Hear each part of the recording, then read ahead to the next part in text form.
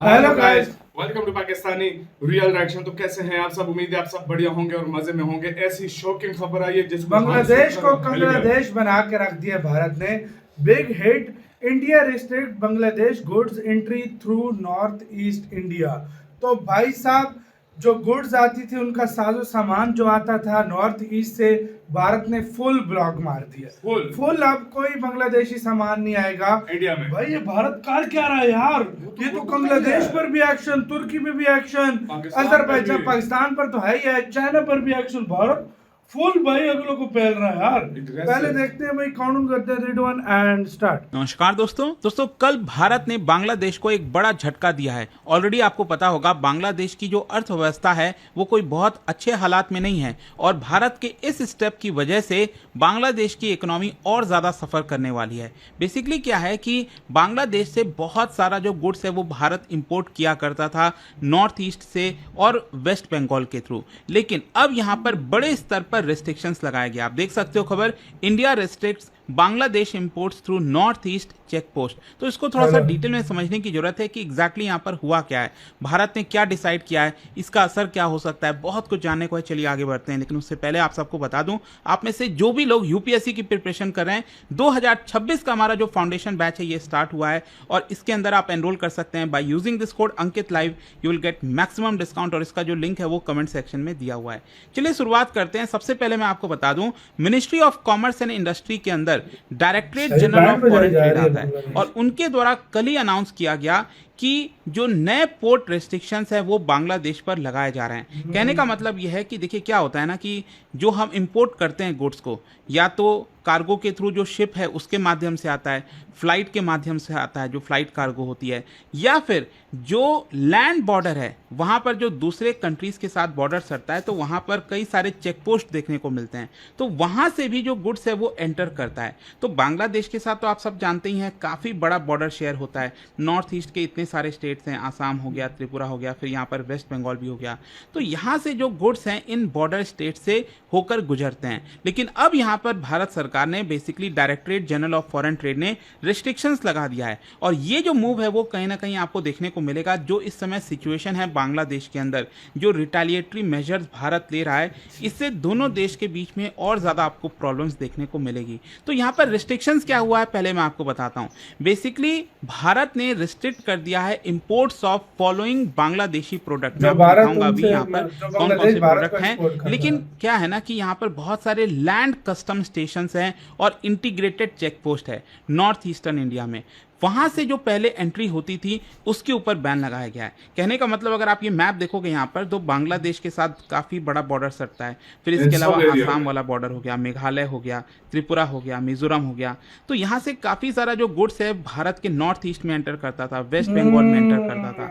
और इसको कहा जाता है, मतलब जो यहाँ पर एंट्री पॉइंट होता है ना, इसको या तो एक लैंड कस्टम स्टेशन होते हैं या फिर इंटीग्रेटेड चेक पोस्ट होता है। इंटीग्रेटेड चेक पोस्ट थोड़ा सा बड़े फॉर्म में होता है और लैंड कस्टम स्टेशन थोड़ा सा छोटे फॉर्म में होते हैं। इनफैक्ट मैं आपको पूरा लिस्ट यहां पर दिखा देता हूं। ये अगर आप यहां पर देखोगे, जैसे आसाम हो गया, तो बांग्लादेश के साथ जो इंटीग्रेटेड चेक पोस्ट है आसाम का वो है आपका सुतरकंडी, और यहां पर बांग्लादेश में उसको कहा जाता है, मतलब बॉर्डर के उस पार सिलहट। ठीक है, तो ये इंटीग्रेटेड चेक पोस्ट है। और फिर बाकी के जो है यहाँ पर लैंड कस्टम स्टेशंस आपको देखने को मिलेंगे। फिर इसके अलावा वही मेघालय में भी आप देख सकते हो, मेघालय में दौकी है हमारे साइड और बांग्लादेश की तरफ है तमाबिल, तो ये इंटीग्रेटेड चेक पोस्ट है। और फिर बाकी के जो हैं ये लैंड कस्टम स्टेशंस हैं। उसी प्रकार से त्रिपुरा में अगर आप देखोगे तो टोटल यहाँ पर 4 इंटीग्रेटेड चेक पोस्ट देखने को मिलेंगे बांग्लादेश के साथ, मतलब काफ़ी सारा ट्रेड होता है। और बाकी के जो है लैंड कस्टम स्टेशंस हैं। मिजोरम के साथ यहाँ पर एक इंटीग्रेटेड चेक पोस्ट है और ये आपको लैंड कस्टम स्टेशंस देखने को मिलेगा। सेम उसी प्रकार से वेस्ट बंगाल के साथ अगर आप देखिए, आप सबने सुना होगा भारत का सबसे बड़ा लैंड पोर्ट, लैंड पर पोर्ट, ठीक है, तो ये है पेट्रोपोल भारत की तरफ वेस्ट बंगाल में, और बांग्लादेश की तरफ इसको कहा जाता है बेनापोल।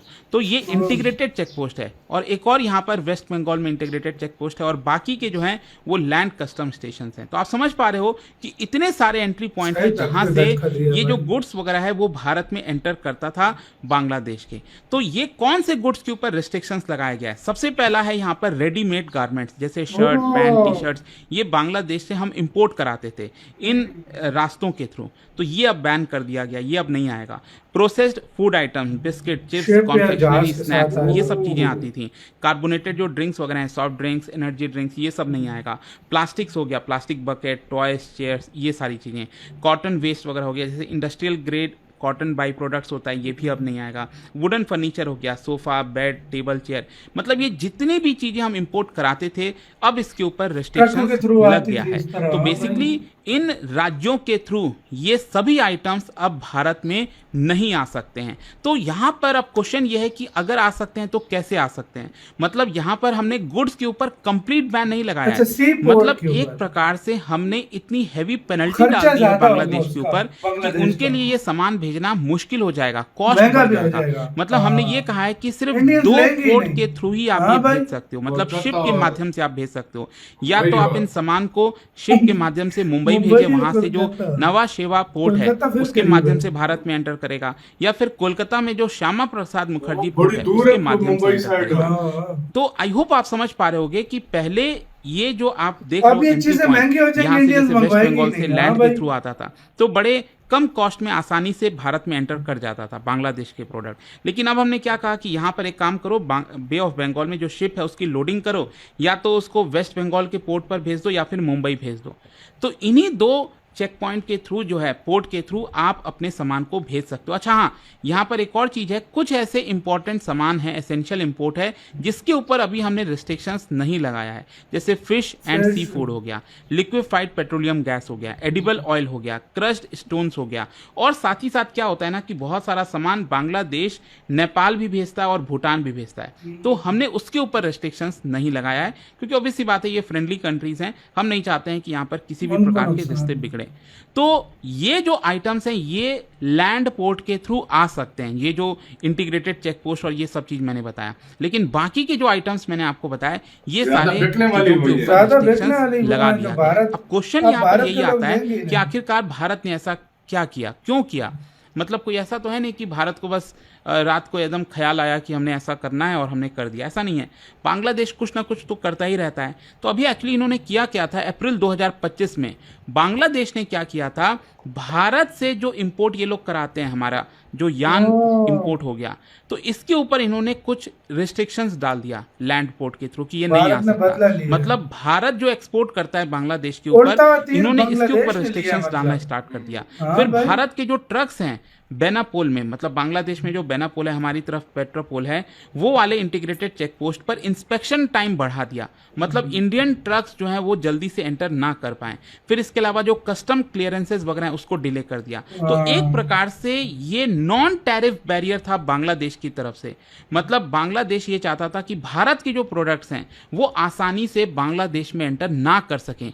तो ये एक सबसे बड़ा कारण है जिसकी वजह से आप समझ सकते हैं कि भारत सरकार ने ये भारत कदम ने लिया है। लिया। फिर इसके अलावा रिसेंटली आपको याद होगा भारत ने एक और कदम लिया था, वो ये था कि पहले क्या करता था, बांग्लादेश को अगर कोई चीज़ एक्सपोर्ट करना होता था अमेरिका, श्रीलंका, कहीं पर भी, तो ये लोग क्या करते थे, भारत का जो ज़मीन है, लैंड रूट्स है, उसका इस्तेमाल करते थे। तो हमने इसके ऊपर भी रिस्ट्रिक्शंस लगाया। हमने कहा कि देखिए अगर कोई भी चीज़ होनी है तो म्यूचुअल बेनिफिट्स में होना चाहिए, और ऑलरेडी भारत में काफ़ी सारा डिले है, इनएफिशिएंसीज है, तो अभी हम उससे निपट नहीं पा रहे हैं, फिर हम आपको अलाउ करें, तो इसलिए हमने इसको एक बार के लिए रोक दिया। देखो ओवरऑल तो बात क्या है ना कि जिस तरह का पॉलिटिकल सिचुएशन है बांग्लादेश में, आप सब जानते हैं कि अगर यही चीज़ बांग्लादेश में जो प्राइम मिनिस्टर है शेख हसीना होती, तो ये सब कुछ आपको शायद देखने को नहीं मिलता। ये तो अभी पॉलिटिकल हालात तो ऐसे हो गए हैं, और जो यूनुस हैं वो इस तरह के बयान देते रहते हैं, एंटी इंडिया स्टेटमेंट देते रहते हैं, तो कहीं ना कहीं इसी की वजह से ये सारी चीज़ें आपको देखने को मिल रही हैं। खैर, इसका इकोनॉमिक इम्प्लीकेशन क्या होगा मैं आपको बता दूं, 93% of Bangladeshi readymade garment export to India ये आपका लैंड रूट्स के थ्रू ही होता था, और वो भी ज़्यादातर 93% पेट्रोपोल और बेनापोल वाला जो रास्ता है ये तो उसके बड़ा थ्रू होता नुकसान था। होगा तो अब हमको। क्या है कि यहाँ पर ये लोग डायरेक्टली अब भेज नहीं पाएंगे रेडीमेड गारमेंट्स, अब इनको शिपिंग कॉस्ट बढ़ जाएगा, मतलब बांग्लादेश के जो कपड़े हैं वो महंगे हो जाएंगे, कस्टम कंप्लायंस जो है वो टफ हो जाएगा, स्मॉल और मीडियम जो एंटरप्राइजेज है बांग्लादेश के लिए वो कॉम्पिटिटिवनेस लूज कर देंगे। मतलब यहाँ पर एक प्रकार से भारत की जो इंडस्ट्री है उसको बेनिफिट मिल सकता है। फिर इसके अलावा आप देख सकते हो रेडीमेड गारमेंट्स का जो एक्सपोर्ट हुआ था बांग्लादेश से भारत में, वो पिछले साल $700 मिलियन का हुआ था, और इस मूव की वजह से कहीं ना कहीं ट्रेड वॉल्यूम के ऊपर बहुत ज़्यादा असर करेगा, स्पेशली जो कंज्यूमर गुड्स हैं।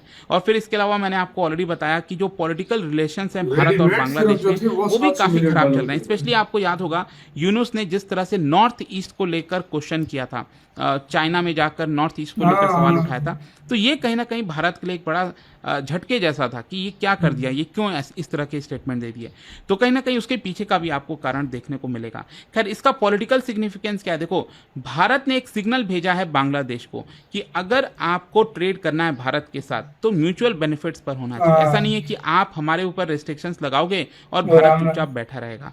तो कहीं ना कहीं भारत ने भी दिखा दिया कि हमारे पास भी पॉलिसी टूल है, पोर्ट रिस्ट्रिक्शंस हम लगा सकते हैं, लॉजिस्टिक में प्रॉब्लम क्रिएट कर सकते हैं, ट्रेड फैसिलिटेशन एग्रीमेंट को विड्रॉ कर सकते हैं। तो हमने भी बांग्लादेश को बताया है, समझाया है कि देखो हम भी इस तरह की चीजें कर सकते हैं।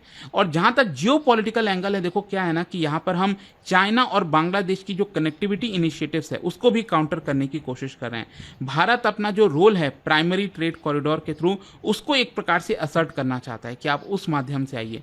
तो देखते हैं इसको लेकर अब आगे क्या होता है। इसी के साथ यार वीडियो खत्म। भाई यार सही बैंड बजा के रख दिया बांग्लादेश की।